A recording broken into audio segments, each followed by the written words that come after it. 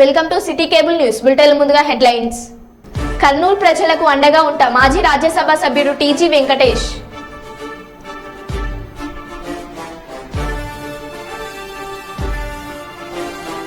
రైతన్నలకు 500 బోనస్ ధర చెల్లించాలి.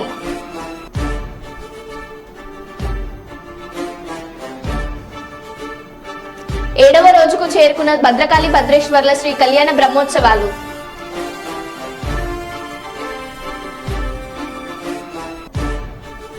నూట 40 స్థానాలకు పైగా మనం గెలవబోతున్నాం సీఎం జగన్. అక్రమంగా తరలిస్తున్న తాబేలును పట్టుకున్న అడవి శాఖ అధికారులు. ఇక వివరాల్లోకి వెళ్తే, వరంగల్ జిల్లా సంగెం మండలం మున్రాయి నార్లవాయి గ్రామంలో సింగారెడ్డి కుమారస్వామి సన్నాఫ్ సాయిలు అనే వ్యక్తి తాడి చెట్టు నరకడం జరిగింది. తాడి చెట్టు మడత శ్రీనివాస్ అనే గీతా కార్మికుడు మొదటి మిద్ద మీద తాడి చెట్టు తీసుకుని కళ్ళు కోసం పడ్డుతాడు గీయడం జరిగింది. కళ్ళు పారే చెట్టు ఎలాంటి అనుమతులు లేకుండా తాడి చెట్టును నరికి గీతా కార్మికుడికి జీవనోపాధి లేకుండా చేసినందుకు గాను సింగారెడ్డి కుమారస్వామి అనే వ్యక్తి మీద ఎక్సైజ్ శాఖ వారు తగు చర్యలు తీసుకోవాలని, తనకు తగు న్యాయం చేయాలని మడత శ్రీనివాస్ కోరుకున్నారు.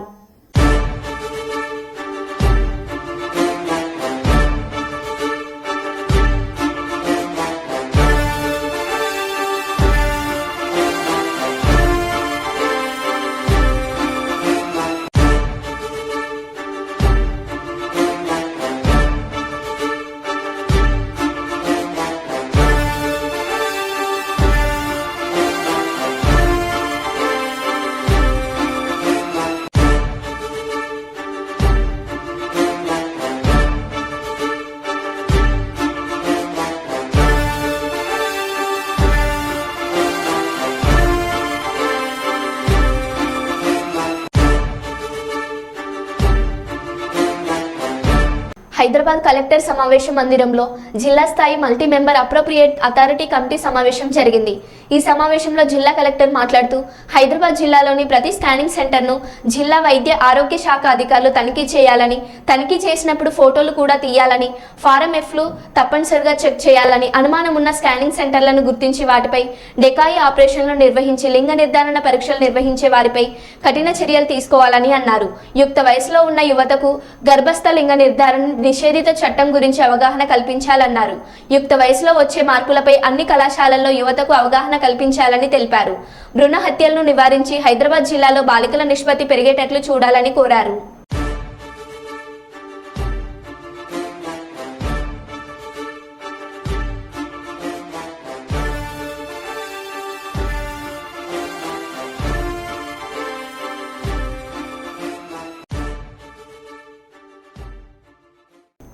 చరిత్ర ప్రసిద్ధిగాంచిన శ్రీ భద్రకాళి ఆలయంలో భద్రకాళి భద్రేశ్వరుల శ్రీ కళ్యాణ బ్రహ్మోత్సవాలు 7వ రోజుకు చేరుకున్నాయి. ఆర్యవైశ్య సంఘం ఆధ్వర్యంలో పట్టుబట్టలు, పువ్వులు, పండ్లు అమ్మవారికి ఆర్యవైశ్య పట్టణ సంఘం పట్టణ అధ్యక్షులు గుండ ప్రకాశ్రావు అమ్మవారికి సమర్పించారు.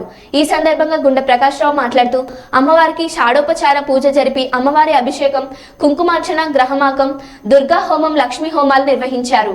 అనంతరం అమ్మవారిని భద్రకాళి మహాత్రిపుర సుందరిగా అలంకరించి రథసేవ జరిపారు. ఈ రథసేవలో వందలాది భక్తులు పాల్గొని అమ్మవారి రథం లాగుతూ భక్తి పారవశ్యంతో పులకరించిపోయారు.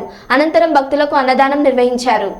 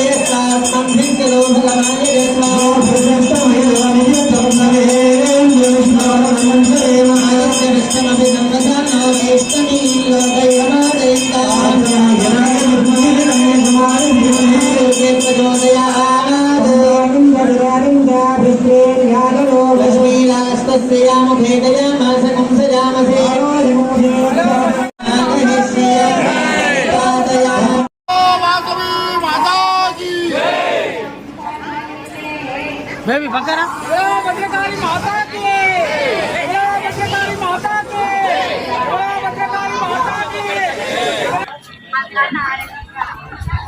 శ్రీ భద్రకాళి అమ్మవారు ఈ పరమ పుణ్యక్షేత్రంలో ఈ నెల 9వ తారీఖు నుంచి 20వ తారీఖు వరకు బ్రహ్మోత్సవాలు జరుగుతూ ఉన్నాయి. కోరిన కోరికలు తీర్చి కొంగు బంగారమై విరాజిల్లుతున్నటువంటి భక్తుల మనసులలో కొలువై ఉన్నటువంటి భద్రకాళి అమ్మవారు ఈ బ్రహ్మోత్సవాలు అత్యంత వైభవంగా జరుగుతున్నాయి. పట్టణ నలుమూలల నుంచే కాక చుట్టుపక్కల గ్రామాల నుంచి అనేక ప్రాంతాల నుంచి కూడా భక్తులు భక్తి శ్రద్ధలతో తరలి వస్తూ ఉన్నారు, తరిస్తూ ఉన్నారు. ముఖ్యంగా ఈ నెల 16వ తారీఖు ఈరోజు గురువారం అత్యంత ప్రతిష్టాత్మకంగా పట్టణారివేశ సంఘం ఈ కార్యక్రమాన్ని టేకప్ చేయటం, ఈరోజు ఆర్యవైశ్య సోదరిమణులందరినీ ఆహ్వానించడం జరిగింది. ఆర్యవైశ్య సోదరిమణులతో పాటు అన్ని కులాల వారు కూడా ఈ యొక్క కార్యక్రమంలో పాల్గొనాలని మేము కోరాం. పెద్ద ఎత్తున ప్రచారం కూడా చేశాం. దాని స్పందనగా ఇవాళ దాదాపు కొన్ని వేల మంది భక్తులు తండోపతండాలుగా ఈ దేవాలయానికి వచ్చి అమ్మవారి కార్యక్రమాలలో పాల్గొన్నారు. పొద్దుగాల అమ్మవారికి పట్టు వస్త్రాల సమర్పణ, ఆ తర్వాత అమ్మవారికి పూజ కార్యక్రమాలు, తర్వాత అభిషేకాలు, కుంకుమ పూజలు, ఒక హోమం, ఇవన్నీ కూడా శాస్త్రోక్తంగా వేద మంత్రాలలో జరిగినాయి. చాలామంది ఎంతో సంతోషపడ్డారు. భక్తి ప్రవృత్తులతోటి పరవశించిపోయిందని చెప్పాల్సి ఉంటుంది. అంతేకాక పట్టణారివేశ సంఘం తరఫున దాదాపు 3000 పై చిలుపు మనం అన్నదాన కార్యక్రమం కూడా నిర్వహిస్తాము. అన్నదాన కార్యక్రమంలో కూడా భక్తులు ఈ అన్నప్రసాదం తీసుకోవాలి, కంపల్సరీ ఆ భగవంతుని అమ్మవారి కృపా కటాక్షల పాత్రలం కావాలి, జన్మ ధన్యం చేసుకోవాలనే ఒక పవిత్ర ఆశయంతో అన్నప్రసాద కార్యక్రమంలో కూడా విరివిగా పాల్గొంటా ఉన్నారు. పెద్ద ఎత్తున భక్తులు పాల్గొంటా ఉన్నారు. ఈ కార్యక్రమం మొత్తం విజయవంతం కావటం అందరి సహాయ సహకారాలతో, ముఖ్యంగా భక్తుల సహాయ సహకారాలతో, ఆర్యవైశ్యుల ప్రముఖుల తర్వాత అందరి సోదరిమణుల సహాయంతో దీన్ని విజయవంతం చేసినందుకు కృతజ్ఞతలు. ఈ బ్రహ్మోత్సవ ఐప్యాక్ బృందంతో భేటీ సందర్భంగా సీఎం జగన్మోహన్ రెడ్డి కీలక వ్యాఖ్యలు. మరోసారి అధికారంలోకి వస్తున్నాం, ప్రజలకు ఈ 5 ఏళ్లకు మించిన గొప్ప పాలన అందిస్తాం. ఐప్యాక్ టీం చేసిన సేవలు వెలకట్టలేనిది. రాష్ట్రంలో ప్రభుత్వాన్ని ఏర్పాటు చేస్తున్నామన్నారు. పేరున ఐప్యాక్ టీం సభ్యులతో మాట్లాడి వివరాలు అడిగి తెలుసుకున్న CM Jagan. On the day that the results would be coming out, I promised that this results would ensure that the whole country would stand up and look towards Andhra Pradesh.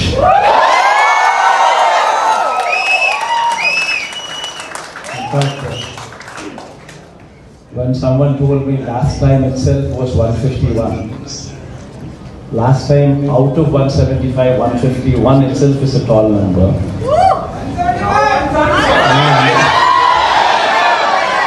And someone told me 22 out of 25 itself is a tall number. This time,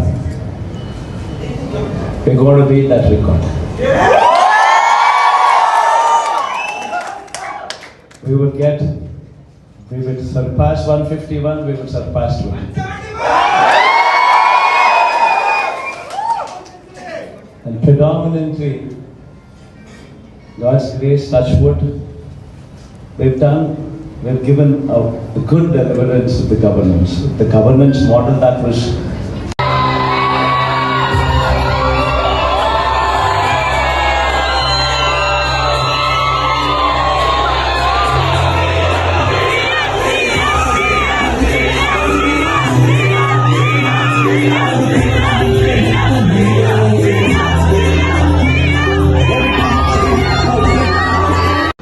last time out of 175, 151 itself is a tall number.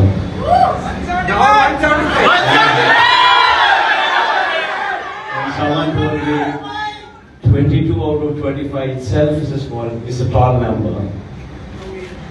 This time, We're going to beat that record. We will surpass 151, we will surpass 200.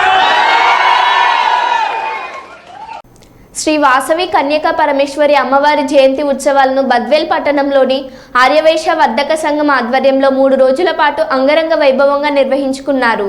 ఇందులో భాగంగా మొదటి రోజు గురువారం, మొదటి రోజు నవదుర్గ కన్యకల మంగళ స్నానాలు కార్యక్రమాలను వాసవి మాత సన్నిధిలో శ్రీ ఆర్యవైశ్య వర్ధక సంఘం, శ్రీ ఆర్యవైశ్య మహిళా మండలి ఆధ్వర్యంలో ఘనంగా ప్రారంభమయ్యాయి.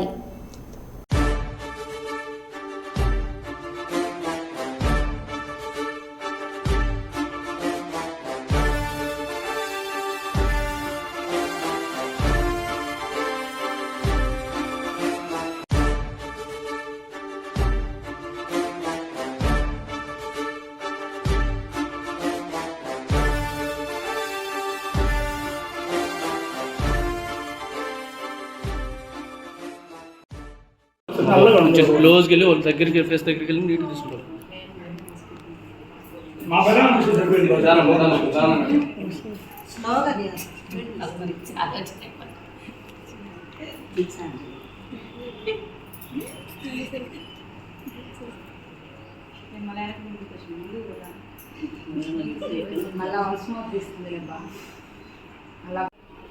వీడియో నీట్ వీడియో మేడం చూడండి.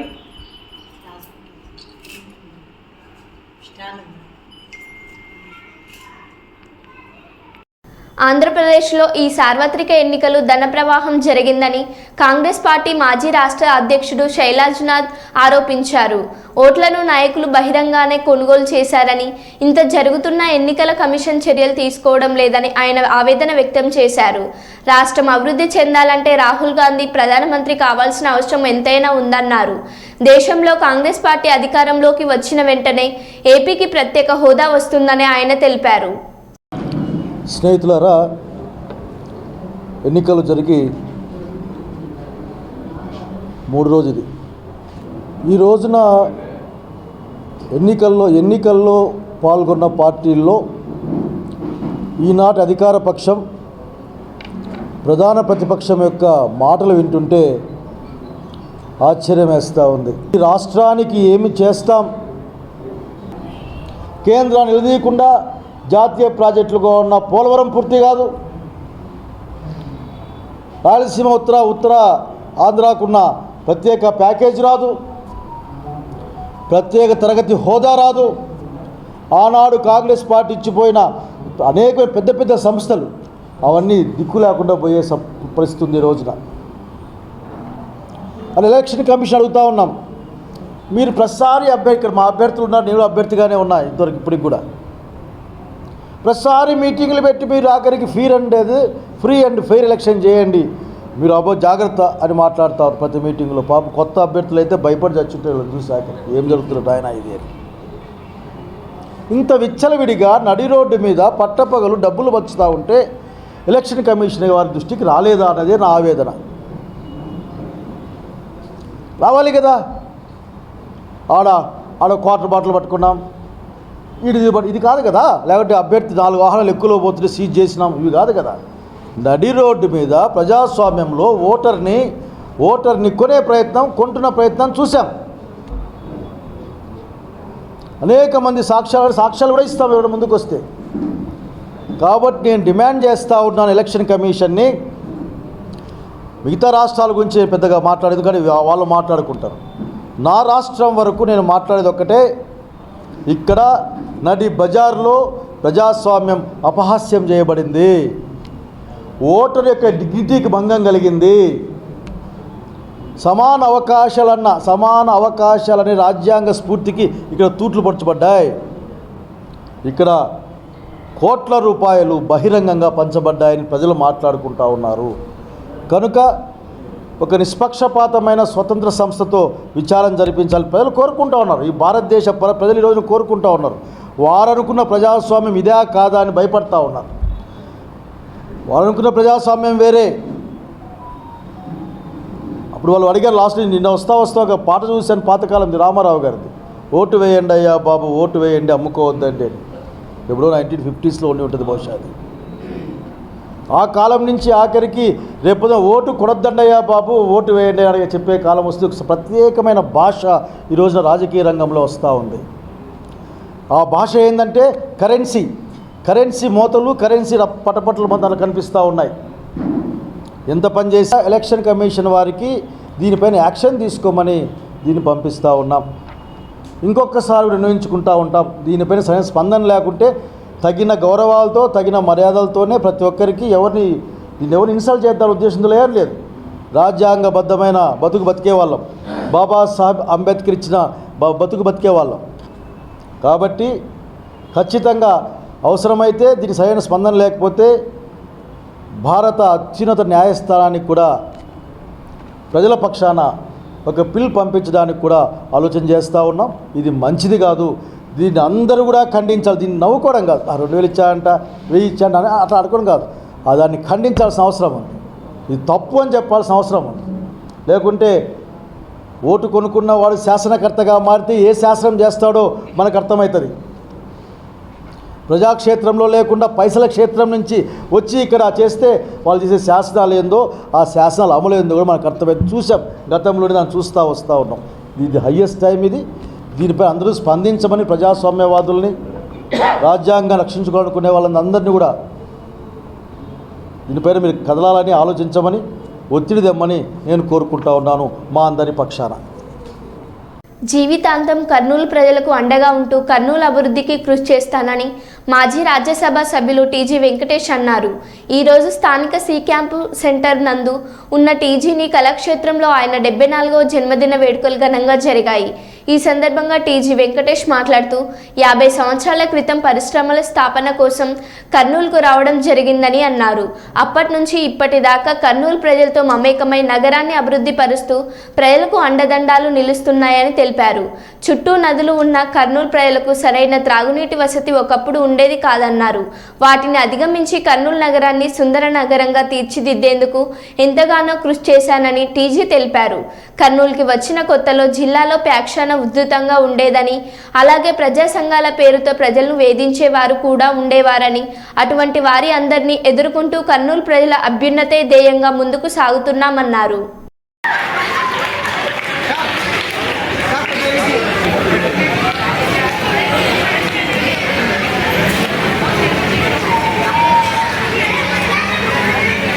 కళాకారులు అంటే మొత్తం తెలుగు జనాలకందరికీ, ప్రపంచవ్యాప్తంగా ఉండే తెలుగు జనాలకందరికీ లాఫ్ థెరపీ ఇస్తున్నటువంటి తెలుగు వాళ్ళకు ప్రతి వారం చక్కని హాస్యాన్ని అందిస్తూ కనుపుబ్బా నవ్విస్తూ నవ్వుల చిరునామాగా మారినటువంటి హాస్య కళాకారులు. హలో సార్, అందరూ సన్మానం పొందినటువంటి వారందరూ ఒకసారి గ్రూప్ ఫోటో వినోదిని సన్మానం అందుకుంటున్నటువంటి వినోద్, అలాగే కులాలకు మతాలకు అతీతంగా అన్ని కార్యక్రమాలు, దేవాలయాలు కానీ, చర్చలు కానీ, దర్గాలు కానీ, ఏవి కానీ, ఈద్గాలు కానీ అన్నీ నేను షాదిఖానాలు కానీ మతాలకు కులాలకు అతీతంగా నేను సేవ చేస్తున్నాను. మిమ్మల్ని కోరేది కూడా అదే, నన్ను విభజించద్దండి. నేను మీ అందరినీ ఆ దృష్టితో చూడలేదు. అందరికీ పెళ్ళిళ్ళు చేసేది గత 30 సంవత్సరాల్లో దేశంలో ఎవడన్నా ఉన్నాయంటే ఒక టీజీ వెంకటేష్ ఉన్నారు. ఈరోజు ఎలక్షన్ కోడ్ ఉన్నందున పెళ్ళిళ్ళు చేయలేకపోయినాను. లేకపోతే ప్రతి సంవత్సరం అన్ని మతాలు, అన్ని కులాల వారికి ప్రతి సంవత్సరం చేస్తూ ఒక జంటకు దగ్గర ₹1,00,000 ఖర్చు పెడుతూ ముందుకు పోతున్నాను. అలాగే మరొక కొన్ని మంచి హ్యాబిట్స్ ఎప్పుడు చెప్తూనే ఉంటాము.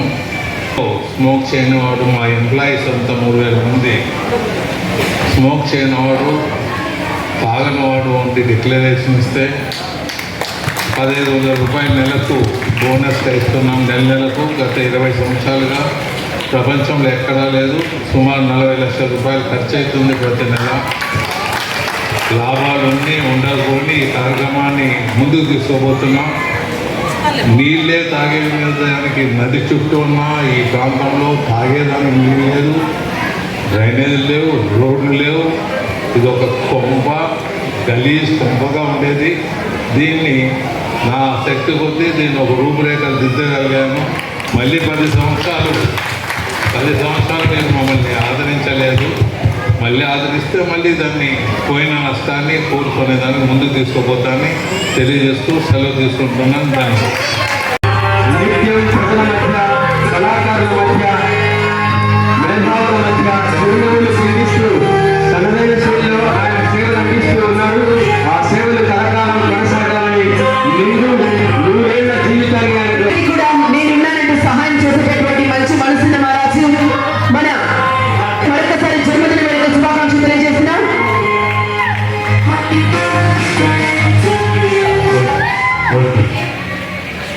పెద్దలు, ఇవాళ జన్మదినోత్సవం అనుకున్నటువంటి మాజీ రాజ్యసభ సభ్యులు, మరి జన్మదినోత్సవం వచ్చి ఇక్కడికి విచ్చేసినటువంటి వారు మిమ్మల్ని గురించి జరుపుకుంటున్న టీజీ వెంకటేష్ గారికి జన్మదిన శుభాకాంక్షలతో మీకు వెంకటేష్ గారి గురించి మన టీజీ వెంకటేష్ గారు కళా పోషణకి ఆ కళా పోషకులే మన కళ ముందు ఉన్నటువంటి టీజీ వెంకటేష్ గారు.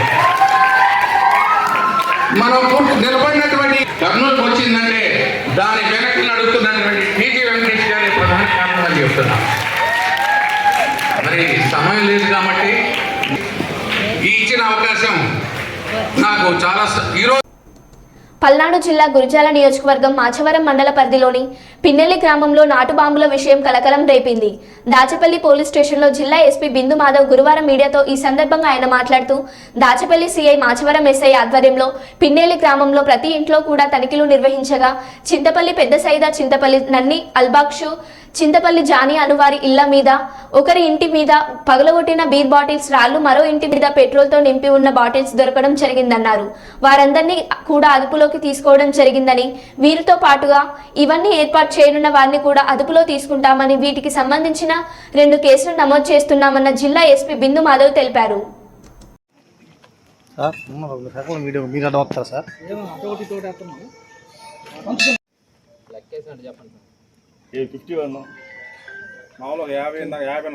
అర్థం కదా అయ్యో తీస్తారు. ఏది వెళ్తుందండి.